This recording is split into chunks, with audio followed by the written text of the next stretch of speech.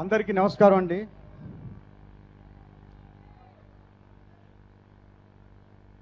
ముఖ్యంగా ఇవాళ ఈ ఆడియో ఫంక్షన్ ఇక్కడ పెట్టడానికి కారణం,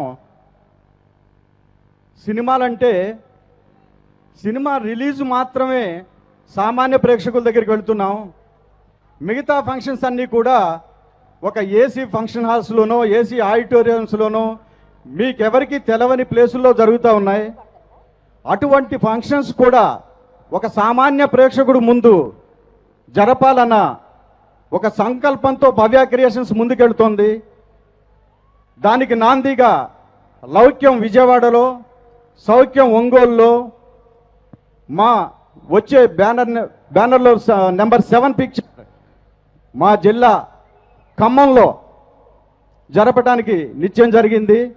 అలాగే ప్రతి చిత్రం కూడా ప్రేక్షకుల సమక్షంలోనే ఆడియో రిలీజ్ జరుపుకోవాలని భవ్య క్రియేషన్స్ ఒక సంకల్పంతో ముందుకు వెళుతోంది. ఇక మీ ఒంగోలు ప్రేక్షకుల మీ ఆదరణకి చాలా కృతజ్ఞతలు. మా ఈ ఫంక్షన్ ఇంతగా ఆదరించారు. సో మా ఈ కార్యక్రమం ఇక్కడ జరగటానికి అడుగడుగునా సహకరించిన ఎమ్మెల్యే జనార్దన్ గారికి, జిల్లా ఎస్పీ గారికి, వారి సహచరులకి, మిగతా అధికారులకి అందరికీ కూడా సభాముఖంగా కృతజ్ఞతలు తెలియజేసుకుంటున్నాను.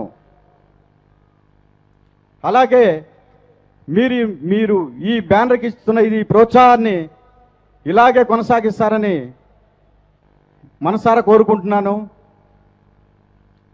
అలాగే ఈరోజు మా హీరోయిన్ రెజీనా పుట్టినరోజు సందర్భంగా శుభాకాంక్షలు తెలియజేసుకుంటున్నాను.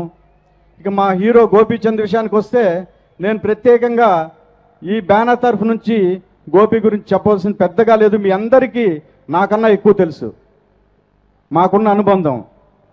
సో అది అలాగే కొనసాగాలని మనసారా దేవుణ్ణి కోరుకుంటున్నాను.